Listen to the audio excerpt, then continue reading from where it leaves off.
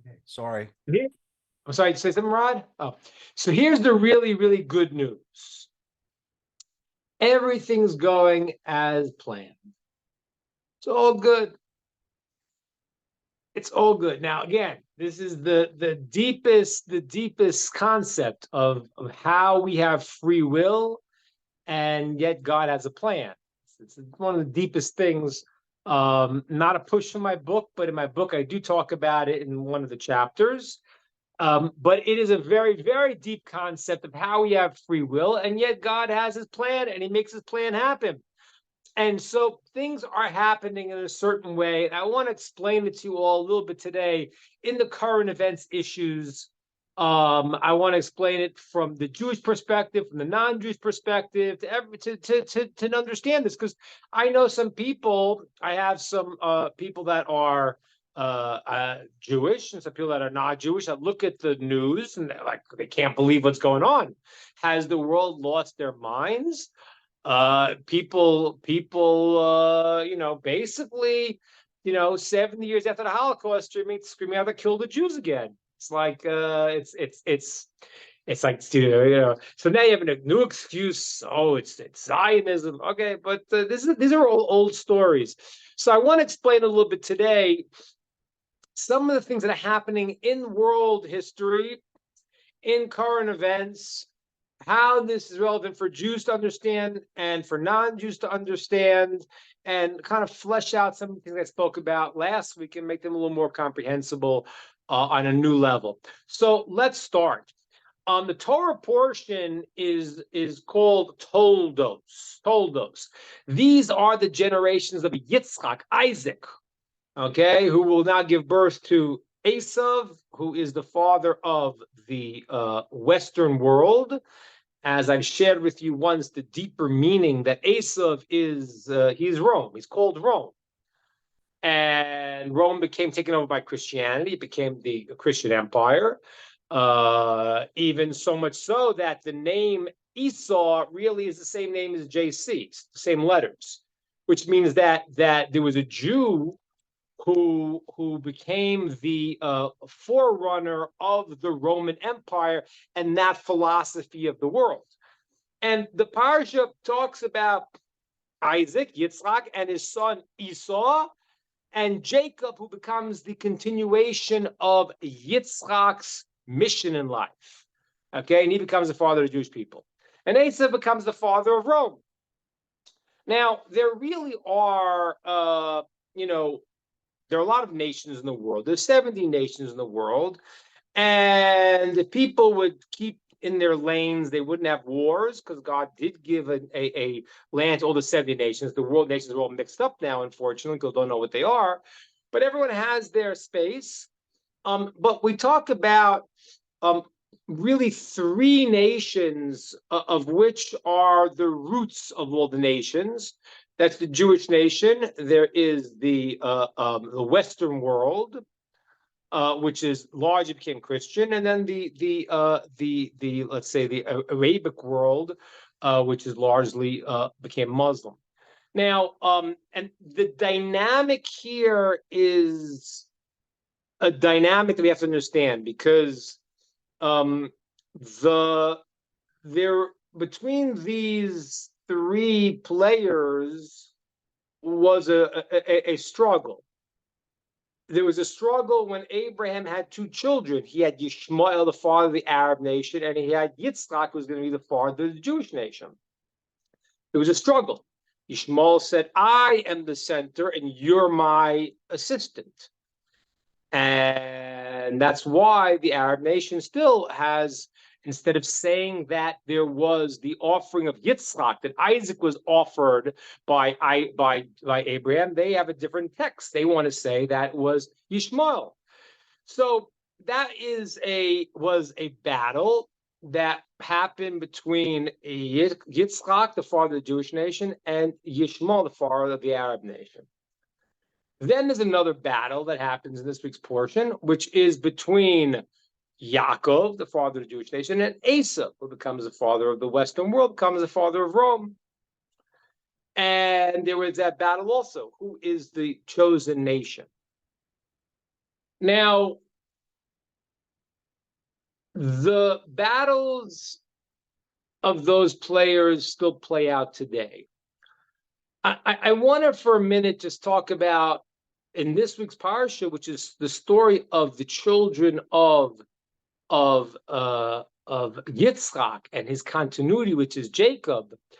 The parsha starts, these are the descendants of Yitzchak, and it'll go through that his descendant's going to be, the one that's going to continue his legacy is going to be Jacob. But it's connected to the end of the last week's Torah portion, which talks about Yishmael, the father of the Arab nation. And it says there in the text, it says, Al kol pnei echav nafal. He dwelled, he expanded out, and he had many children, and they all settled. But the word nafal means also to fall. And we have a tradition that's brought by the sages that before the Mashiach comes, the final exile, the final step in this process will be when the Arab nation rises to tremendous strength. And then when that goes down, that will usher in the time of the Mashiach and the time of Yitzchak's descendants. Now, I saw something that I think is fascinating here, that maybe some people saw, that there's a guy, he is the son of the head of Hamas. I don't know if you see this guy speak. Very fascinating. So I heard him speaking a couple days ago, and he, you have to understand his background here. This is a person who was groomed and raised as a terrorist by the leader of Hamas. And even when he was put into jail by the Israelis, what happened was he was supposed to be a double agent. I heard he wanted to be a double agent and say he was working with the Israelis, but he was going to report back to Hamas. But what happened was he saw that they started torturing him and other people in the prison of their own people. And he said, wait a minute, these people are out of control. And he started seeing things very different. Okay, very interesting. So I heard him talking about the Jewish people. And I was impressed with certain things. He started saying, he says, when will you realize this is what he said, the smartest people, the most creative people I've given the world more than anyone else. And he starts going off like this in this discussion. When will people realize this? And realize the strangest thing is that the Jews he's talking about are the Jews that from a traditional Jewish perspective are considered to be the least developed. They're considered to be the people that he's looking at. Like he never met, I doubt he ever met a great rabbi, a great sage. The people that he's met are not necessarily considered to be our greatest people. They're considered to be our lower people, the people who maybe are not keeping the mitzvot, keeping the commandments as they should. But yet he saw in them something that was very great. And I thought that was very fascinating that he saw that.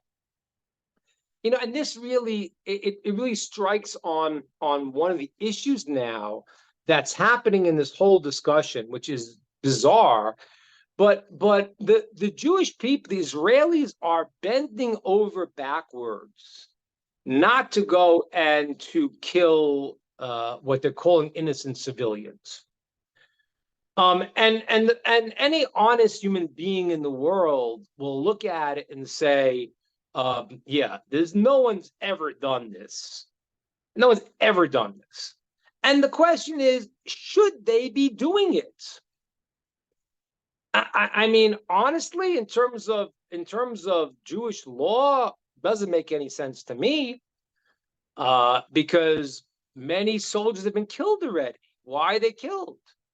Because what they're doing is they are going in a war with their hands tied behind their backs, trying to show how moral they are and to not hurt someone. Now, there's two problems. First of all, nobody wants to hurt anyone innocent, God forbid. War is the worst thing in the world. Abraham, when he went to fight in the war in the Parsha 2 weeks ago, he did it because he was so angry that a person could actually fight a war. The Jews don't want a war. It's absurd. The whole thing is crazy. People, they want to be. They would say, "Okay, you want part of the land? We'll take part of the land." They wanted to. No one in Israel wants war. That's not the way Jews function. But what happens is that it's thrust upon us by people that say they want to destroy us. So now the Israeli army is doing somersaults and flips and makes sure no one's hurt. Now, there's two problems with that. First of all, in war, unfortunately, innocent people get hurt. That's what happens, because especially when they put all of their hospitals they put their terror centers in front of people using human shields. That's one problem. The second problem is I don't really know what to say. It's a very hard question, but if you ever saw the films of the people, that the greetings that they give to the terrorists, the fact that people voted for Hamas in a democratic election 20 years ago and said this is the people we want, I don't know what percentage of the people are part of this terrorist thing and what percentage is not. I don't know. I mean, yes, certainly years ago, it was more than 50%. And from the pictures, it seems it's a lot more too. I'm sure there's some innocent people. I'm sure of that. But this whole flips and turns that the army is doing to not to only make sure they're killing someone that they have advertised, hey, the guy's a terrorist, is bizarre. No one's done this in the world. Is it a good thing or a bad thing? So on one level, I don't think it's the correct thing. I don't think it's Jewish law. I don't think maybe it's like, Christians talk about turning the other cheek, which is fascinating because no one does it. Which Christian nation, point one out to me that they were attacked and they said, okay, here's the other cheek. It's never been done. No one does it. Because and if that's people's values, that then Christians could do what they want to do. In Jewish law there's a law. If somebody comes to kill you, proceed and kill them before. That is a law. It's not an idea. That's what a person's supposed to do. So it's not that, and that's some people miss America who their brains have been overcome with incredible lies and stupidity. People who say, well, this is revenge for a terrorist attack. It's not revenge for a terrorist attack. The people who did it are saying, we want to continue doing it. They still have missiles that's shooting constantly over our house. Thank God, most of them are being deflected. But 2 days ago, as you probably heard, Hamas sent another terrorist mission into Jerusalem, and they got stopped on the way there. They killed one soldier and they wounded another 4, but they were going with explosives. So it's not just an isolated incident. The people saying we want to kill these people. Okay, so I was saying to myself, why are these Jews doing this thing where they're trying to be so moral? Are they just trying to prove themselves or something? I don't know what it is, but I do want to give them the benefit of the doubt, even though I think they're wrong. The IDF is doing this, not the way that people are saying it. They're wrong because they're not being compassionate. They're being too compassionate. They're endangering themselves. That's not the right thing. But there's a place in them where these people who don't know what is the right measures, they don't have the Torah to know, okay, this is war, they're trying to kill you, you're allowed to kill them first, you should kill them first, trying to kill you. They're genuinely good people. Do you know the people that were killed in this by the terrorists were all the ones that were the biggest left-wing supporters of Gaza? That's who they were. They were like, the reason why they knew every place to go was because they were hiring these people to give them work. They used to drive them. They used to do all these things to try to help them. And those are the people that killed them. So the reality is that when I hear this Hamas, the Hamas son of the former terrorist, appreciating what the Jewish people are about, and I realize he is talking about the people that that in the Jewish world, we don't consider on the whole them to be the learned, righteous people. They're regular people who are trying to do good. These guys are trying to do good. And they may have a mistake in their head, but the mistake in their head is not to kill people, it's to try to save people, even at their own expense. Which again, I think is wrong, because I don't think you're not supposed to do that. But they're coming from a good place. They don't want to hurt anybody. And that's a fascinating thing. And then when I heard him talk, I couldn't help to think about the deeper idea here, that it says that Yishmael, the father of the Arab nation, before he dies, says he did tshuva, he repented. And it says that when it came to bury his father, Abraham, he let Yitzchak go first because he realized Yitzchak was the one that had to be the light unto nations. And I hope that would be a beautiful, beautiful thing if the lesson that this guy was able to learn was able to permeate and get out into the Arab world. It'd be a wonderful thing. Because here was a guy who was the lowest of the low, really indoctrinated into murder, and he's had his eyes open.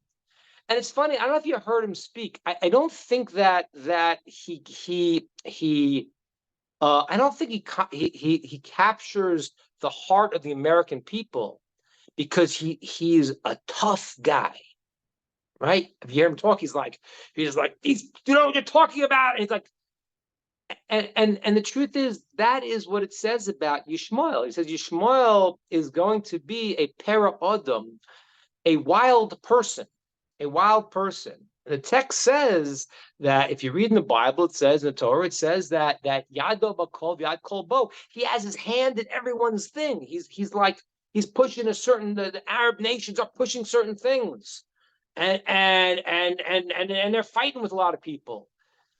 But it's not necessarily, it's a bad thing when it's out of control, which it is now. But if they can learn from this person who seems to have really seen something and understand something, that would be a wonderful thing for the world to get away from this path and start to make some sense, which is what it says is going to happen. What's going to happen is that eventually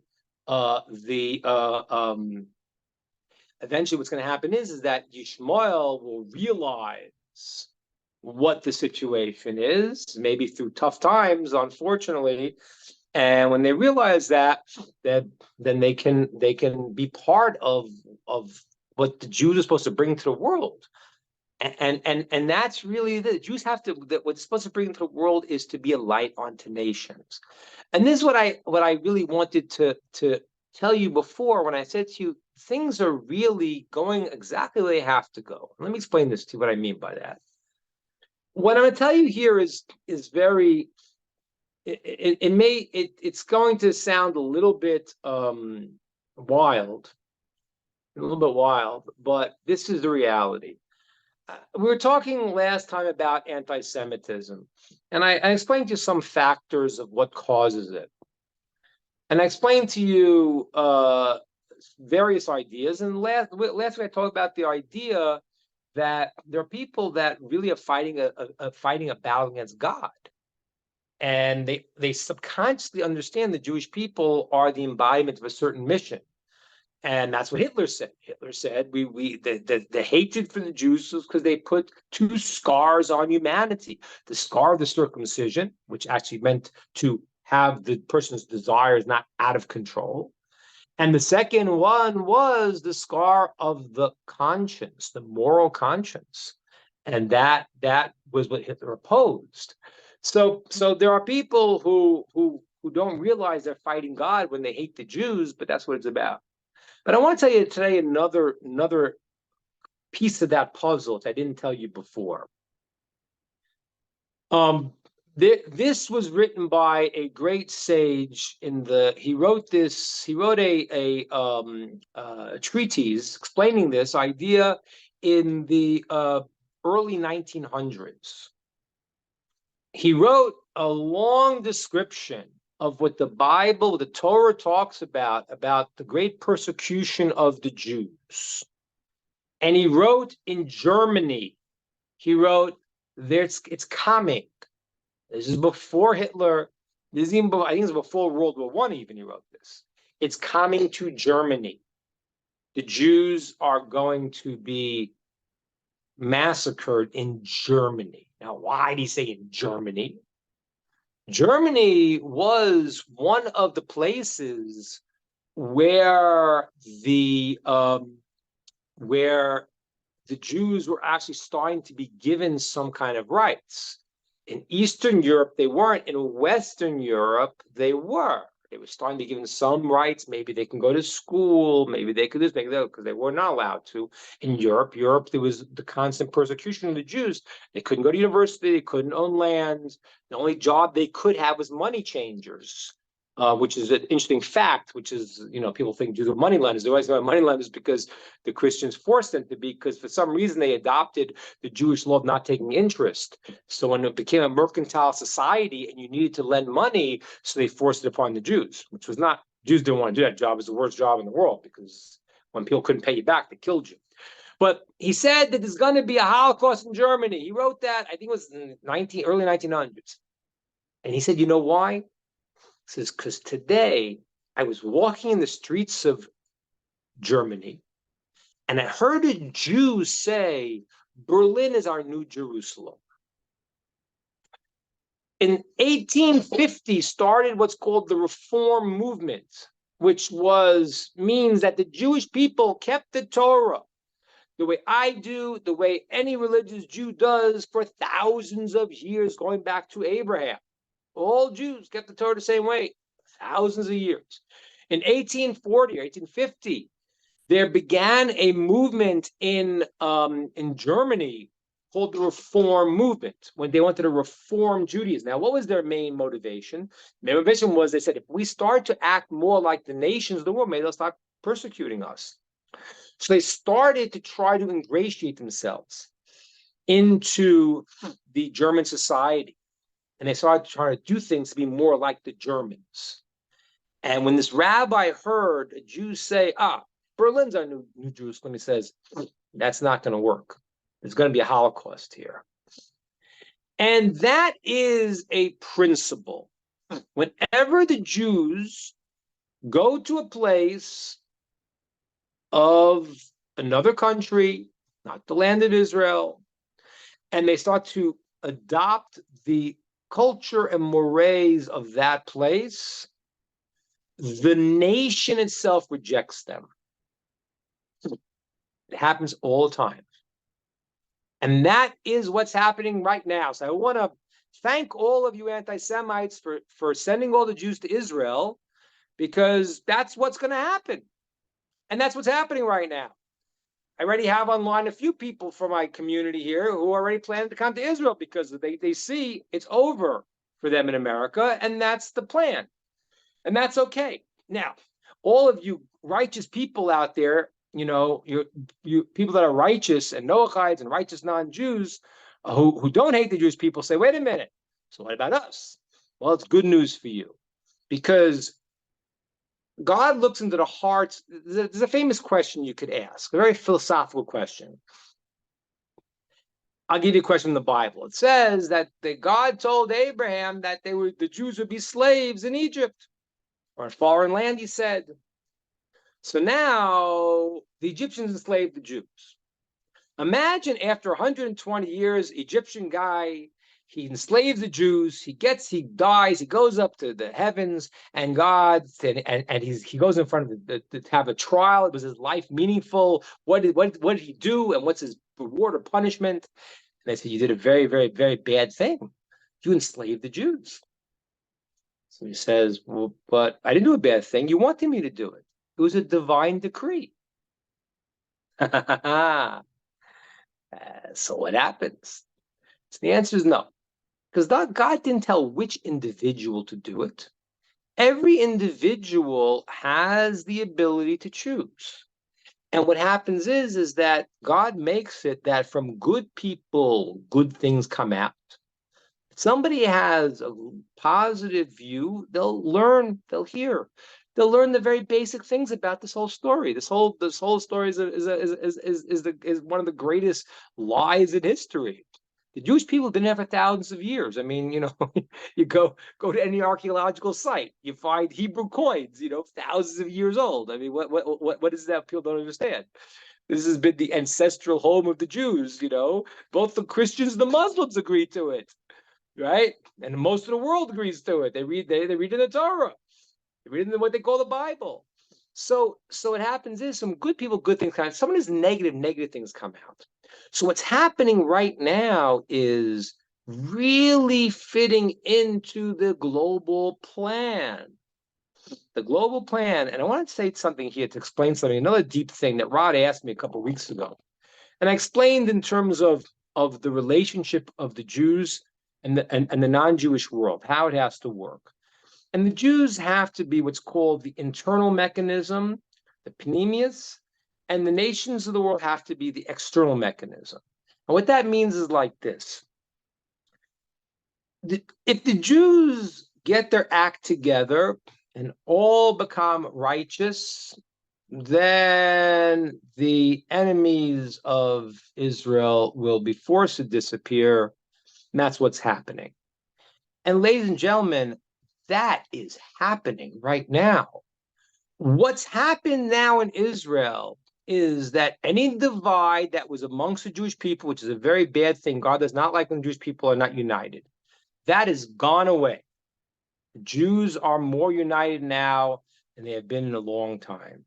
The Jews, the non-religious Jews, do you know that now the soldiers who were not religious are asking to wear the tzitzit as their life protection vests?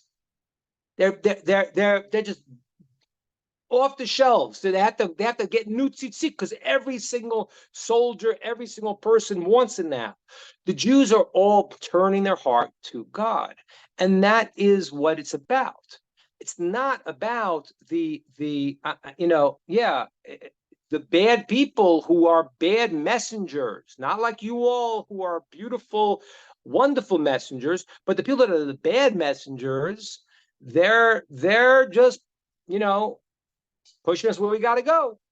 And that's what's going to happen. And that is the process.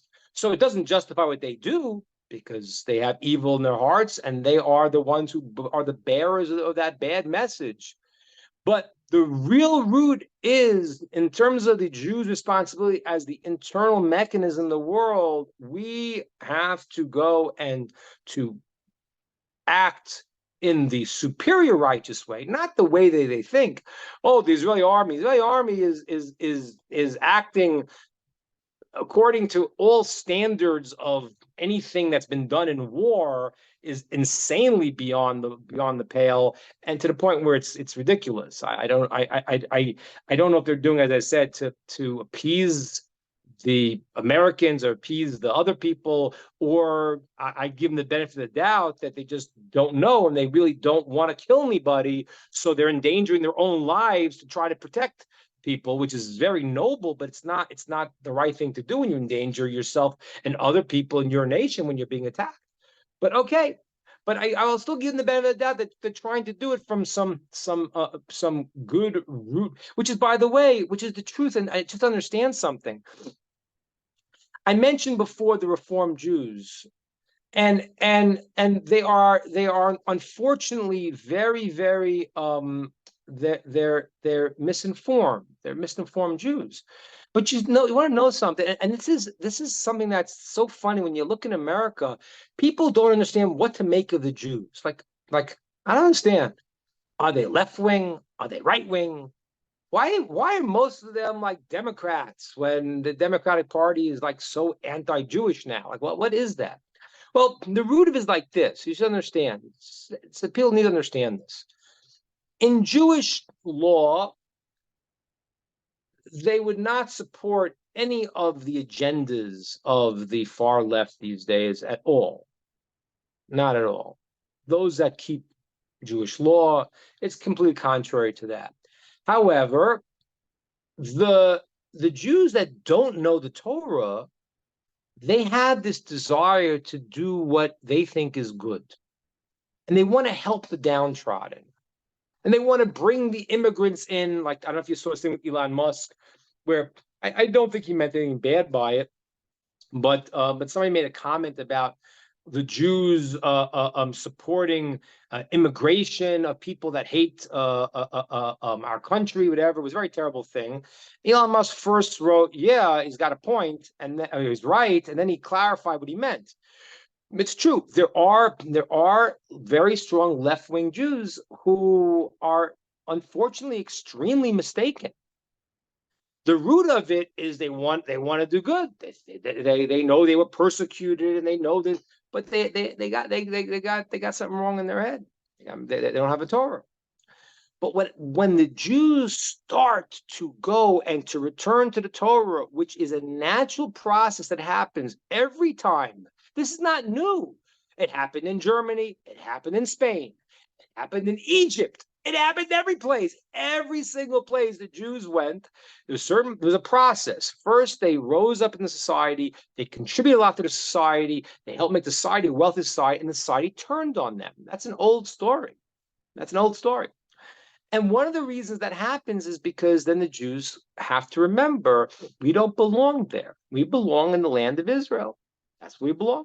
We belong in the Jewish way of serving God. And that's what we have to do. And that process is what is unfolding right now.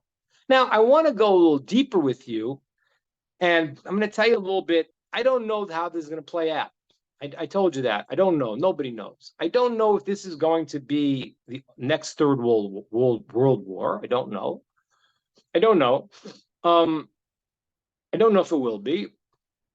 But I do know a little bit about the end of the story if it does become the Third World War. So I'm going to share with you some of the highlights of the end of the show. So hopefully everyone knows what's be on the right side of history. So it happens also in this week's Torah portion. You have Esav, who I mentioned is called Rome. It's called Rome in the Torah. It's called Rome, Edom, even though it didn't exist yet, but it's called Edom, which ends up being Rome, and becomes the father of the Western society. And at the end of this week's parsha, what he does is he goes and marries into the family of Yishmael, the Arab nation. He marries the daughter of Yishmael. Now, he did that for a very particular reason. And the reason is not so good. The reason is that he wanted to be able to fight against his brother Jacob, who was the father of the Jewish people. And he figured by aligning with the Arab nation, that would give him a certain strength and a certain philosophical approach from the two dynamically opposed realities, the right and left, let's call them, to be able to fight against the Jewish people. That's why he did it. And if you look in the book of Ezekiel, in the book of Yechezkel, in chapter 38, it describes there the wars that happened at the end of history. And there are 3 times that it says they try to come and fight against the Jews.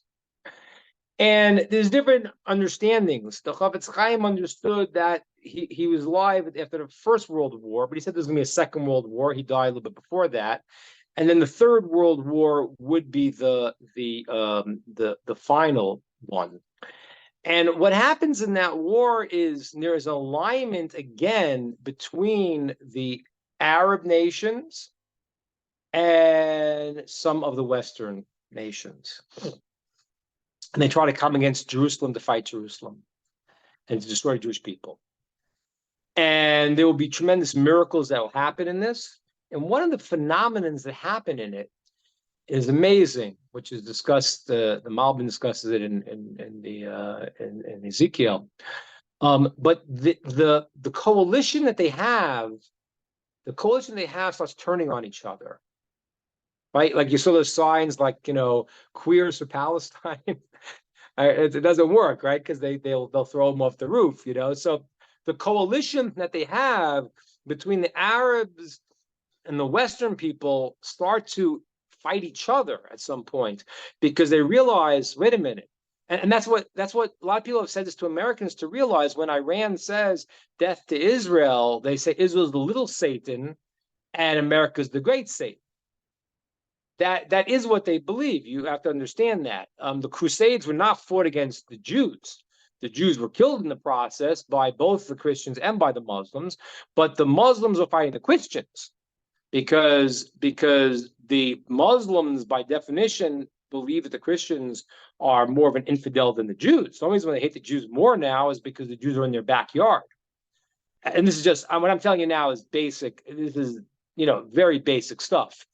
You can go ask any honest Muslim will explain to you that I've got the terms in Arabic, but there are terms for lands that have become Muslim under Sharia law and lands that are soon to become and lands that are going to be for later. And so America, the goal of certainly of radical Islam, I'm not saying every single person, but is that it will also eventually under Sharia law, but Israel is closer to it. So that alliance that is going to happen is going to then come to fight against Israel, and then in that process, many miracles happen, and then the alliance starts to fall apart. There are statements that we have that would be a very frightening reality that talks about a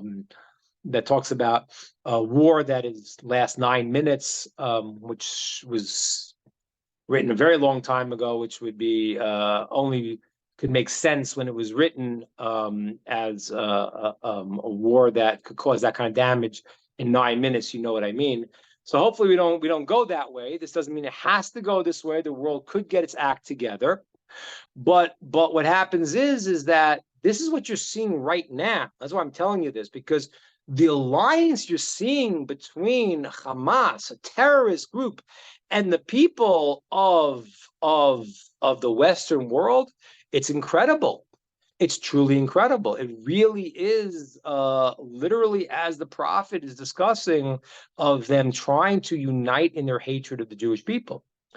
But, ladies and gentlemen, such good news is that it's not going to come to fruition in the way they want.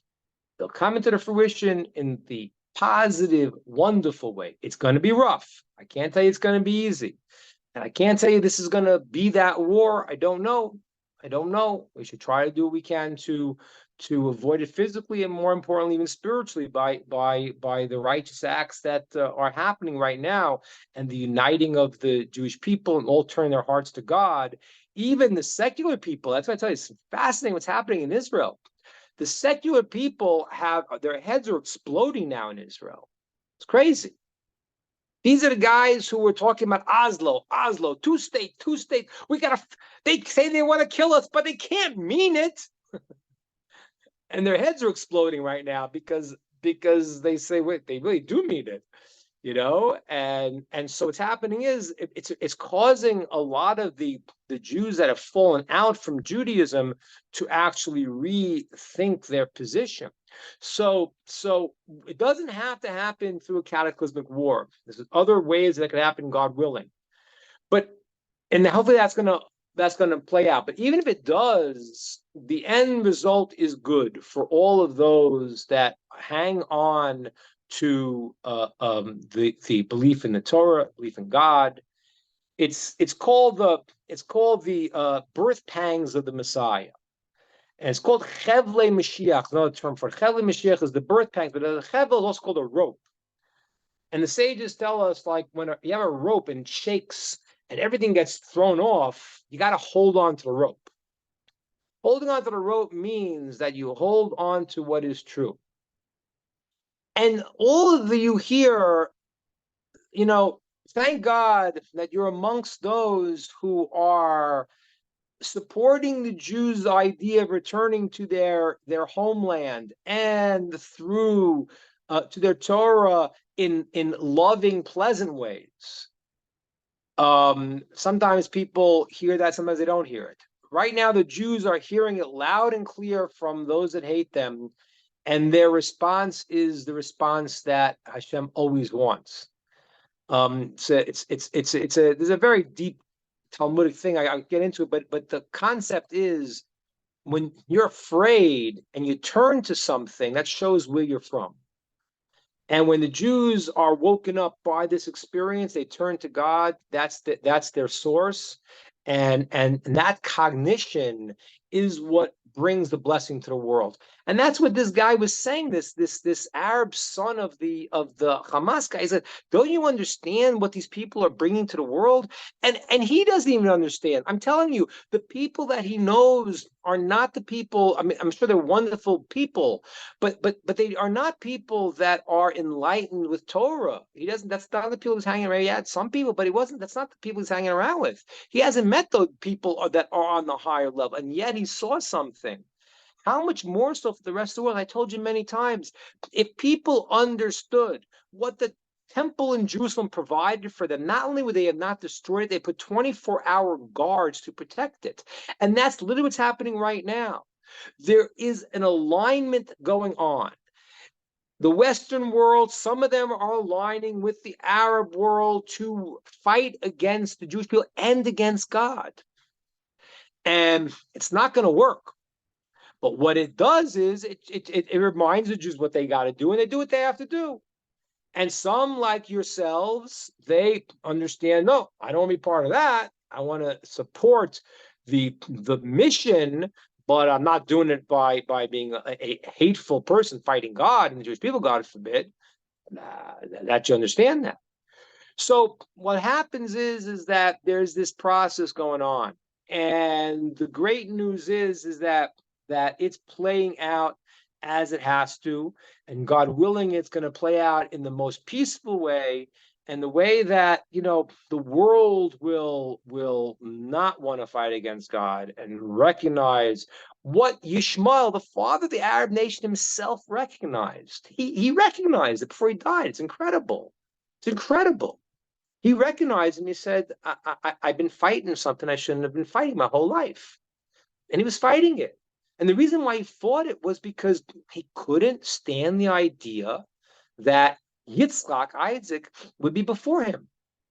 It's hard. It's hard. And it's not, again, I always tell you, it's not a question of a person being a Jew has to be very, very, very humble. The person who gave us the Torah, who was the one who brought the Torah down, was Moshe. It's not an accident. His trait was humility. Not an accident. The only way to get Torah is humility. Because when you think it's you, then you're your own Godhead. That's not what it's about. So the Jewish people don't, the people that are righteous amongst Jewish people don't think themselves to be light into nation means to be a conduit to bring God's light. And the system, as I said, is very fair. Somebody who wants to convert can convert. So doesn't want to, doesn't have to convert. It's but when what's happening is people right now are fighting against God. That's what it says. The enemies of the Jewish people are the enemies of God. And so what happens is that Yishmael, who was the father of the Arab nation, he was fighting. He was really fighting it. He was a wild man. It was a para Adam. He was blowing people up. He was a warrior. And then he said, "This is wrong." And now we got this Hamas guy I'm listening to, the son of the Hamas person, saying, "Whoa, I really have my head screwed on wrong."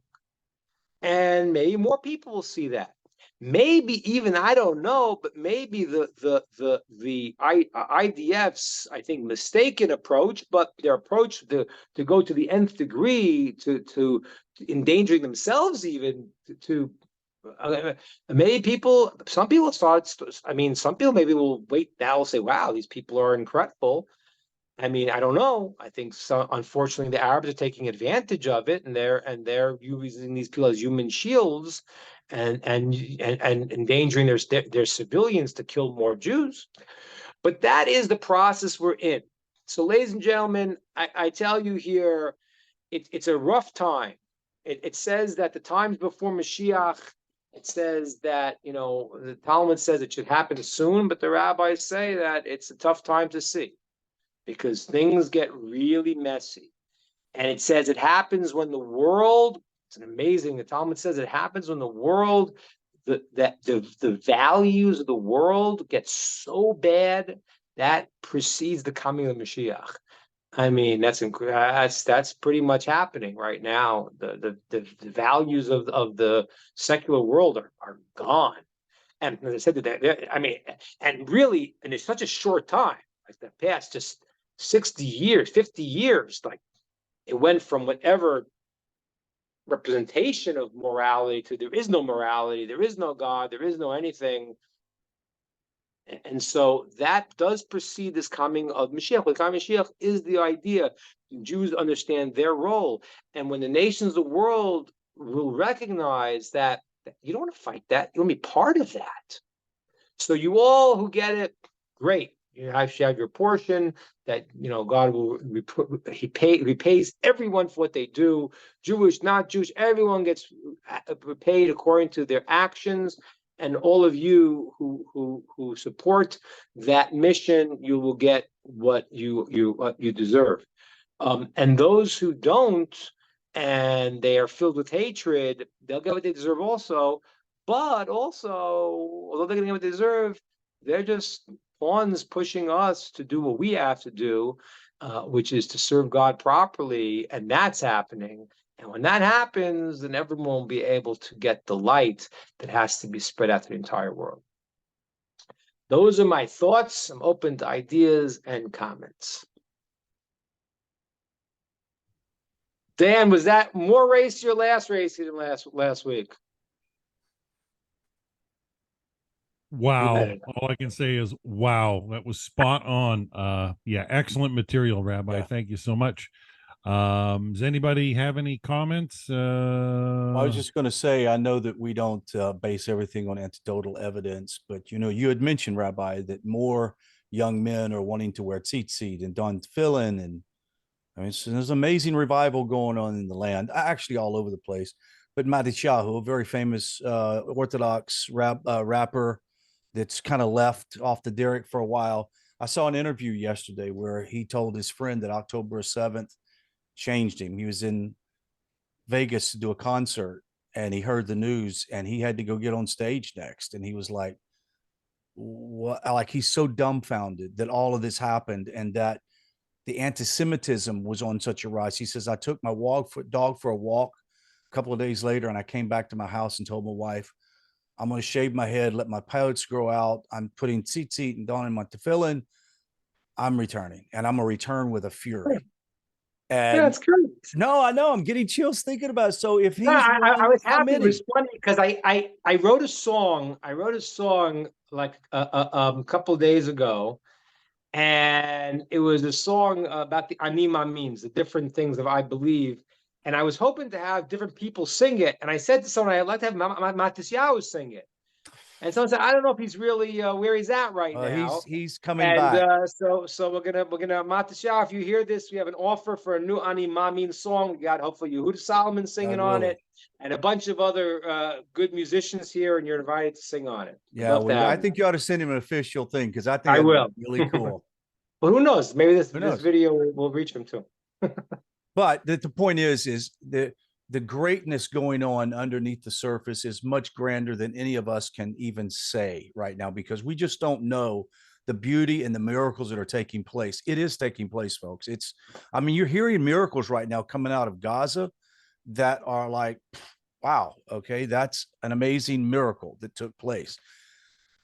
So yeah, it's true. It sure happened. I thought in my own neighborhood, a missile landed next to the synagogues on Simchat Torah. Next to there were hundreds of people there. It didn't go off. That's a miracle. They need to chronicle these things. It literally landed there in my neighborhood. I couldn't believe it. It was like, the Iron Dome gets some, but I guess doesn't get all, and didn't get this one. And it landed to where everyone was, and they were all singing and dancing and getting ready for Simchat Torah for the holiday. They were doing the Simchat Torah. We danced with the Torah, and they're dancing, and it didn't go off. You hear about the soldiers that were advancing toward an area. They knew it was getting ready to get pretty treacherous. as one was at the point man getting ready to go in, a dove flew down and landed on a tripwire. They couldn't see it. Wow. And the dove landed, and obvious there's a tripwire because he's floating in space. So they avoided it and realized they if they'd have tripped that, it would have leveled the whole block that they were on. It would have obviously killed them as well. But like Wow. that is just. Wow. How about the other one I heard today? Where I didn't hear that one. And Yeah. you know, the dove is compared to the Jewish people, by the way. Yes, absolutely. They had Because three dove Maori- has one love, and that's not Yeah. them. They had 3 tanks lined up. The guy says he went in for his morning brief. He walks in, and everybody's pale in the tactical operations center. And they got video up of 3 tanks that are dilapidated, runt, smoking, flaming, and they're all like white faced, like, what are we going to do? And pretty soon they get a call, and it's one of the commanders from one of the tanks who said, "You never believe what's happened." He says, "One of our tanks broke down. We got out of the vehicle because it was one of the troop transport." And so the 12 guys got out. They started looking at the vehicle. So the 12 guys split off and hid. Well, the other 2 groups were like, "Hey, we got to get out, find out why they're getting out." So they all got out, and boom, the tanks were hit and no one was killed. Wow. Baruch Hashem, thank God. That's what I'm saying. Like, Yeah, it's happening. It's happening. And again, but you know, it's the reason why I brought up this guy, I forgot his name, Yusuf, the son of the yeah, terrorist, you know, is because, like, you know, you see the people saying the dumbest things and such hatred, and you're like, wow, and you can't believe it. You lose your you lose your trust and your confidence in humanity. And then you see a guy like that, you know, and you say, okay, you know, well, everyone's going to see it in the end. The question is what Right. side people are going to be on. So people seeing the miracles and you know, and I but that's really what's happening. And that's what I said to you before. It's this is the process. So no, it's not a new process, and that's why I'm saying that things are playing out. You know, I don't know. You know, it was funny because you know they had, you know, that Abraham Accords was an interesting process. Unfortunately, it got sidelined now. But it's a very interesting process, which was very smart to sidestep the terrorists and to try to create a relationship with the Jews and the Muslim world, and that, you know, that has a lot of potential because eventually, you know, the world will be back to a place of truth and goodness. Mhm. But you know, the way it works is as the world goes into a crazier tailspin, and it looks like everything is going wild. That is the precursor to the time of clarity. Yes. It's why it's called the birth pangs of Mashiach, because Yes. Messiah, because what happens is when the woman is about to give birth, that point of transition does not look good. Mm-mm. It looks like the person's dying. If you didn't know any better, you would not think life's coming to the world. Mhm. You would think death's coming to the world. And that's the way it always is. Every transition point has to be a complete break from what it was before. So right now, the world has hit a real low. And if that low wasn't low enough, then now you have all these people on TikTok and Facebook and, you know, supporting terrorists. Like, wow, where this world go? You know? Yeah, Moloch on Rabbi, full display. Yeah. Rabbi, I got a couple questions from Lara she's watching on YouTube. She first asks, where can we find your song? She's asking where she can find your music. And a question that she has, can you please explain the name Gaza, its roots, etc.? She says she already knows the answers, but she wants the audience to hear it, current and future. So Okay, so first of all, where you can get my songs, you can go on YouTube, type in Carmi Ingber, Karmi, Carmi Ingber, INGBR. The name of the album is Sapphire Sky, but Sapphire, I spelt it SAFIRE, Sapphire Sky. Why they call it Sapphire Sky? Because the tablets that were made out of sapphire. So so one of the songs there we talk about that. The album is in English. The choruses are in Hebrew. I think I have a translation there, but if you send me a message, I'll tell you what the words mean. And because a lot of the choruses are from Psalms or other thing, but the verses are all in English. And yeah, so go to YouTube. Go to, I think it's on Apple Tunes, on iTunes also. I think it's on Spotify also. Carmi Ingber, Karmi, and then you have to have Sapphire Sky, SAFIRE. Sky, SKY, and you can get that there. And go do that. That would be good. That would help me too. Write a nice review if you like, because also the new album we're working on right now, and the new album is very, very exciting. I'm very, very happy. The new album is coming out really, really good. We got some great musicians playing on it. Just fabulous.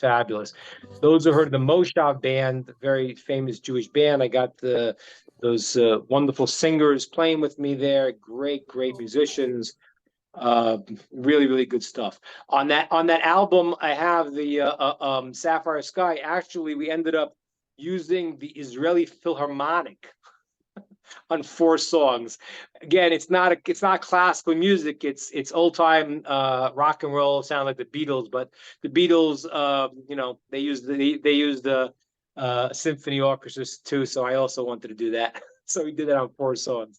So listen to that, enjoy that album. Also, but now that my wife's always told me to promote. You can also get my book if you want on Amazon. It's called Where the Heavens Kiss the Earth. Mystical Insights for Personal Growth. All right. Oh, thank you very much. Yeah, that's a playlist. Very good. And the book is called Where the Heavens Kiss the Earth, Mystical Insights for Personal Growth. And there, that gives a very, very clear, the book is written for people who have no background, but it's a deep book. So people that are very learned will gain a lot, and people that are not, I make everything very clear. And we talk about the deepest concepts. Talk about free will. We talk about fate, destiny. We talk about body and soul, afterlife. We talk about go through all the things I mentioned tonight about free will and God's divine plan. How does that work? And I also give exercises there on how to take these concepts and make them accessible. Because if I talk to you about free will, so let's say purpose. Purpose is the first chapter, finding our purpose. Well, that's great, but how do you start to do that? So I give some exercises to sort of tune you in to make these concepts part of your life. So that's the book also. It's too bad I kissed the sky, right? David, we're gonna have fun playing when I get to Houston. Yeah, we're booking that right now. So those who want in January, we're gonna be, God willing, in Texas and doing a concert and playing and doing speaking. That's that. Okay, so thank you, Lara, for that. And then now Gaza is actually called Aza. Aza in the Torah, it's called Aza. Aza was the inheritance of Judah. It's in the portion of Judah. The word Az means strong, strength. So Az is a concept of being, of power, of strength. That is the word. It's Gaza is just the English translation, but the Hebrew word is Aza, in the language Az, strong, and it is what? Okay, hold your book up. Oh, my wife wants me to hold my book up. My wife's a big tzedekis, and she always says, "Why don't you tell people you wrote a book?" Because I don't like to, but here's the book if you want to see. Yeah, I posted the link on YouTube. do it on Okay, Amazon. thanks. Yeah, I don't like self-promotion. That's why, 10 people have read the book, but it's a good book, so enjoy it. Yeah, that's Gaza. So it's amazing. Gaza is a place that was the tribe of Yehuda. We saw in the Torah portion Abraham going to Gaza. He lived there for years.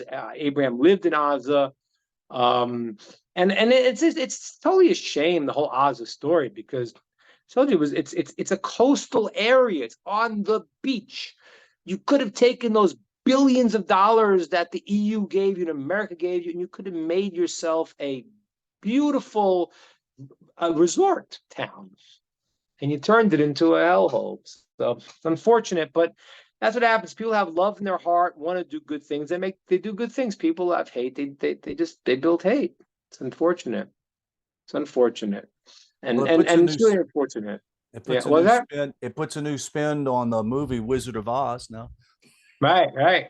The Wizard of Oz. All right. The Wizard of Strength. I wonder if they thought of that. Very anybody good. else? If there's not, I'm going to play you out on some of Rabbi. Cheyenne had her hand up and she took it Okay, down. Cheyenne, where's Yeah, Cheyenne at? please. We weren't Yeah, here she ignoring is. you. Sorry. Oh, it's okay. Hi, Rabbi. Thank you. Hi.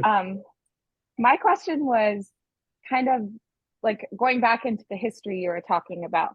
I know, like, growing up in America, we kind of have this mindset like it could never happen here, right? And I'm sure Germans probably thought the same thing as Jews were having rights around them. Americans have rights around them, and we saw it happen in Germany. And so obviously it could happen in America, where it seems like the common trend is often that Jews get expelled, but this time they'd have a homeland to go to, like you were talking about. Right. So if this were to happen, what would that mean for like the final redemption as well? Does that automatically trigger it with so many? Because that's almost the rest of like Jewry that would be showered into Israel, or is it still more of like the process?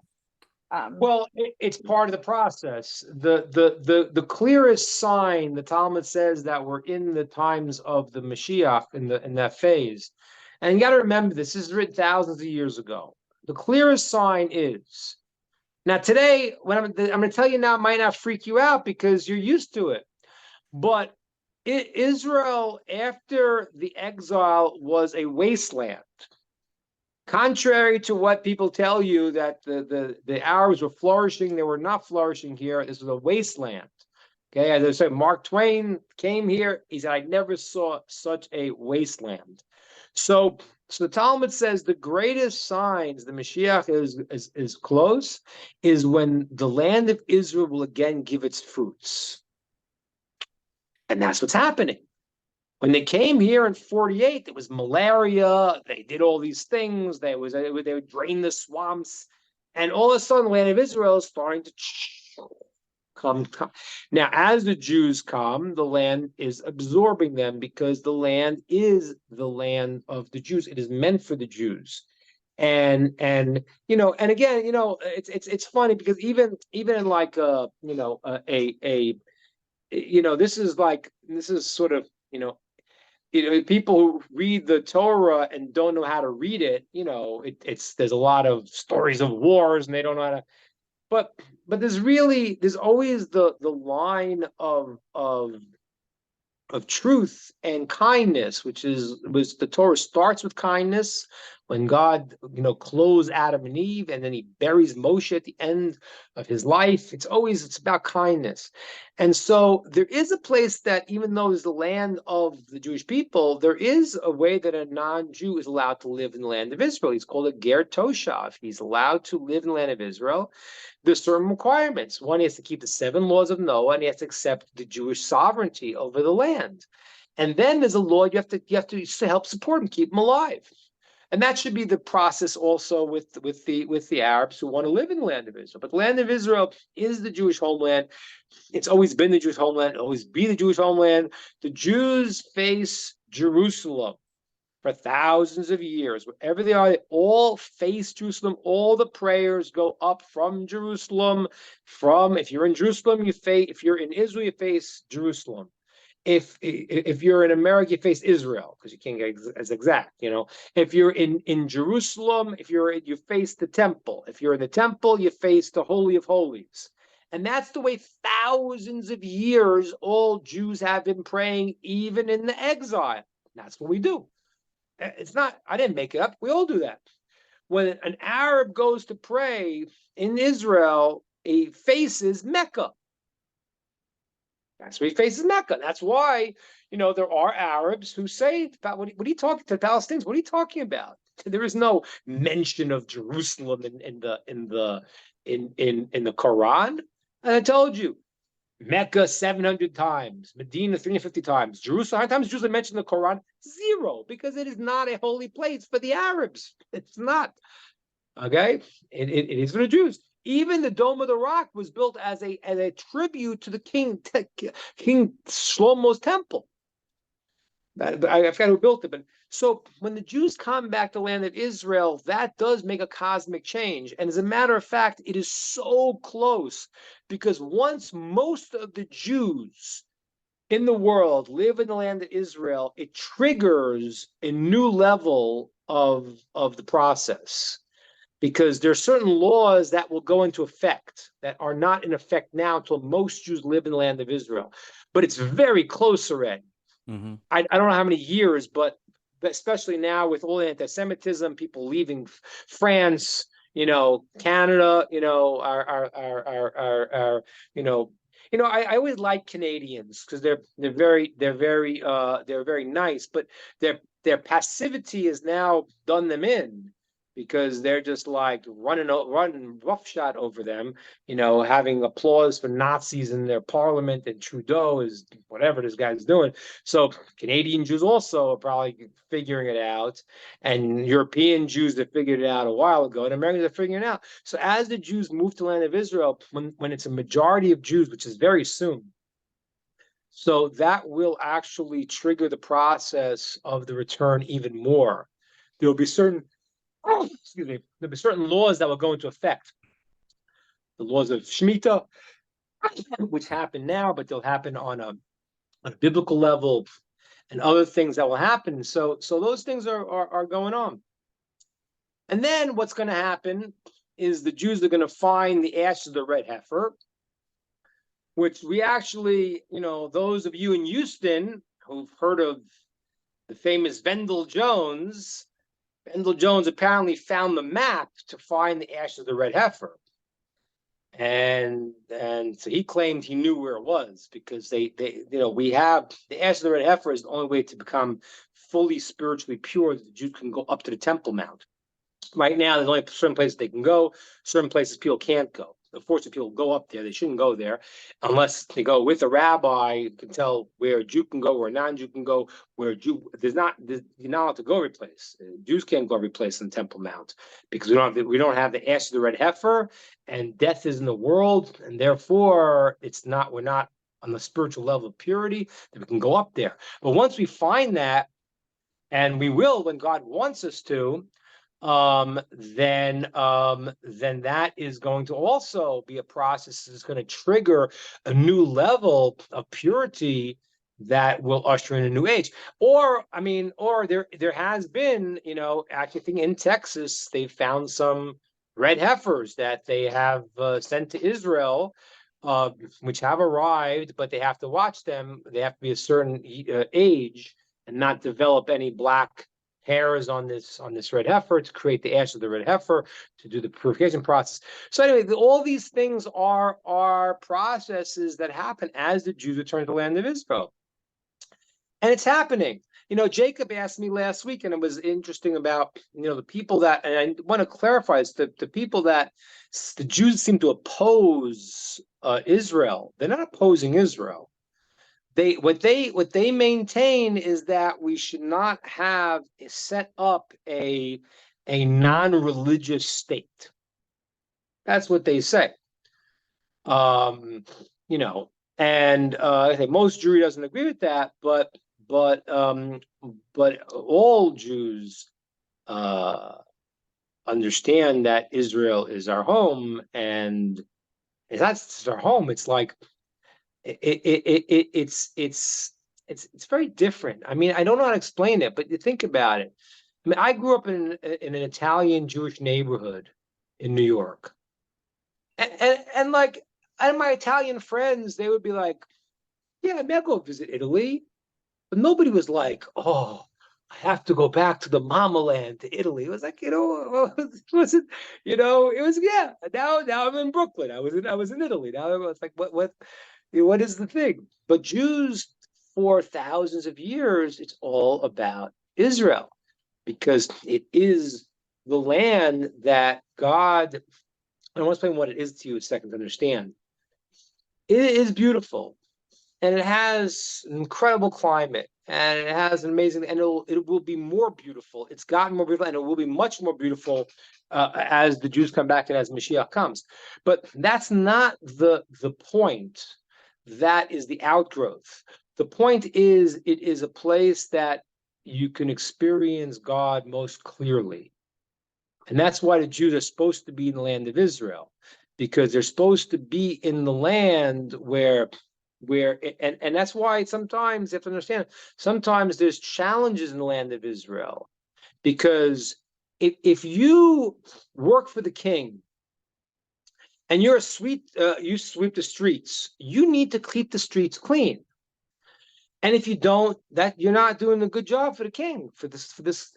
But if you're in the palace and you don't do the job in the palace, you gotta, shine the king's crown. You don't do it.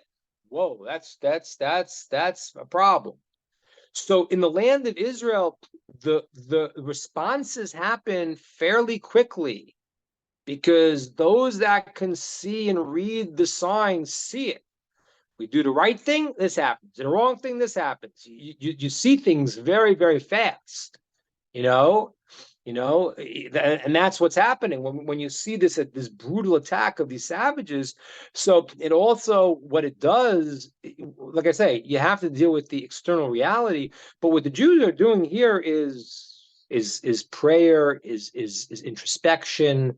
It's saying, okay, God runs the world, not Hamas. Not the Biden, not Putin, not Netanyahu, not anybody. God runs the world, and God says, you do what you got to do, and I'll take care of your enemies, and I'll take care of the people who are trying to hurt you. And that's what's happened for thousands of years, and it's going to happen again. It's happening now. So the land of Israel and the Jewish people are completely intertwined, and that's what the word Yisrael means. Israel is Yashar to Yisrael, straight to God. That's what it means, literally. It is the land that you see God in the world, straight to God. It's the clear manifestation of God's providence in the world, and that's why. We Jews cannot go to Uganda. They can't go to Florida either. No, sorry. There's only one place the Jews can go, and that is to the land of Israel. So that's the good news. And as I said, it's good for everybody. It's good for everyone. And I implore any Arab who's hearing this to also be part of the process in a good way. In a good way. Let us bring God's light in the world and make the world a better place for everybody. Okay, everybody, it's late over here. I will see you next week, God willing.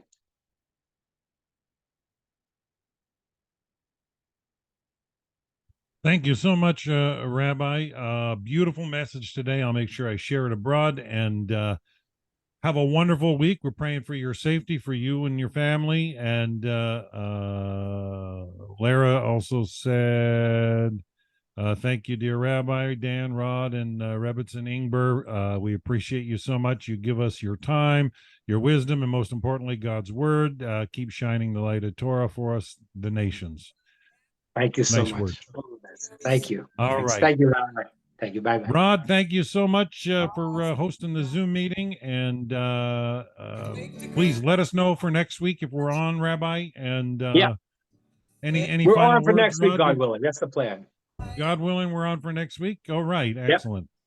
Rod, any Right. final words before we shut down our live broadcast? No, you're good.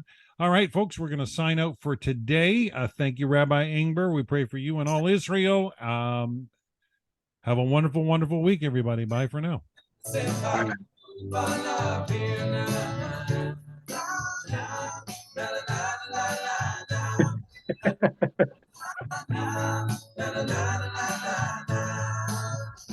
I love this song. Enjoy. I am. I love it. Great. My favorites under Spotify. You have a momish voice. Beautiful. Yeah, keep it going. I've been broadcasting it. I am. I'll let it run to the end. Well, the Holy One, he loves you like a father loves his son. And if you understood that, your world would shine. Then every vision would sparkle bright like water dancing in the light. And each moment would taste just like wine. It's not coming out so good. Listen to the original, guys. It sounds better.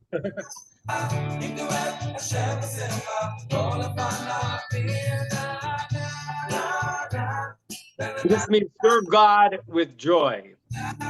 Serve God with love, come before him with joy. All right. Listen to yourselves, everyone. You'll get a clearer play of it. Enjoy. Take care. Bye. Take care. Take care. Bye. You guys, I need Sandy and Nicholas to hang around.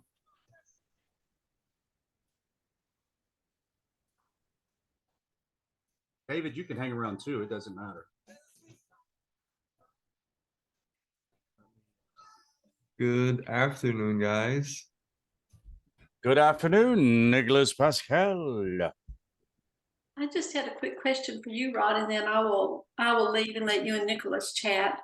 Back in February, I got an email came into Nativ from a lady named Michelle McDaniel. Okay. And when I was sorting through your emails, she said she had tried on the website to contact somebody and nobody replied to her. Okay. So I replied, Good. told her I'd be glad to talk with her. Didn't hear anything from her from February until about last week. And then we've been emailing back and forth. I've got a phone appointment with her at 4:30. Are you familiar with her at all? Do you know anything? The name sounds remotely familiar, but I don't know the context of what it would be. So if you could get the details, look, this is one of the rare occasions where somebody falls through the cracks, and I hate it. I had somebody the other day sent me a text and said, "Hey, I've got some stuff to share with you. I'd like to get your idea on it." And I texted him back, said, "Yes, I'd like that, but I'll get with you when I am available." And about 2 days later, he comes back and he says, "Well, if you don't want to talk to me, that's all right. I'm like, no, that's not it. I don't have time to talk in the next 48 hours. But yes, I was able to so if you could find out whatever we need to help her with, Okay. and I would appreciate, especially ladies, that if you see that kind of stuff, just answer it and let me know. Most of the time, it's very simple. Hey, add me to the class, and I just go and add them to the class, and that's it. And I'll send them a list of the class schedule, etc. Oh. So this week, though, we have class 2 on Tuesday. Yes. Okay. But we won't have Thursday morning. We'll need to send that out. Thursday morning's Thanksgiving. Correct. So, Correct. Okay. So, okay. Well, I'll Nicholas, it's good to see you. But I'll let you guys. This is my right-hand man beside you. You're the right-hand woman. He's the right-hand man. He's a good young man. Does this make a trinity? Yeah, this is the Holy Trinity of Nativ. Okay, I'm going to go on Okay. that. Okay. While you're not in trouble. Bye. Hi, Sandy. So when are you moving? Hey, So when are you moving home? Here. going there? Well, I've been now looking at volunteering in Israel. Well, if you get it, if If, you have a chance, have you checked about Sarel? There's so many different opportunities right now. Oh, no. What's that called? Sarel, I believe that's what it is. SAREL -EL. EL, SARL. Nonprofit organization. Oh, yeah, the military thing. Yeah. Okay. That's cool because I think you get to bring your uniform home. Hmm. I mean, you get uniform boots, the whole 9 yards, you get 3 square meals, you get a place to sleep. The only thing is they don't take care of is your weekend outings and trips to go see people or whatever. And I Yeah. know enough people I can say, hey, maybe we can get you in touch with people. But you'll be busy. You're not going to be able to have time during the 2 or 3 weeks or month to do anything during the week. But the nice thing is if you're there doing any high holidays, Pesach, you name it, you're right in the middle of all of that. So, man, I'm going to tell you right now, if I were you and Mhm. your age, I want to do it now. Okay. And I'm still considering doing it now because the pain that I've been having with arthritis is like, I would say probably 50% gone or more. So like, I'm actually thinking about signing up and going. With You know? Sarel. Okay. Yeah. So yeah. Sarel. So think about it. But if you find another organization that's good and better, then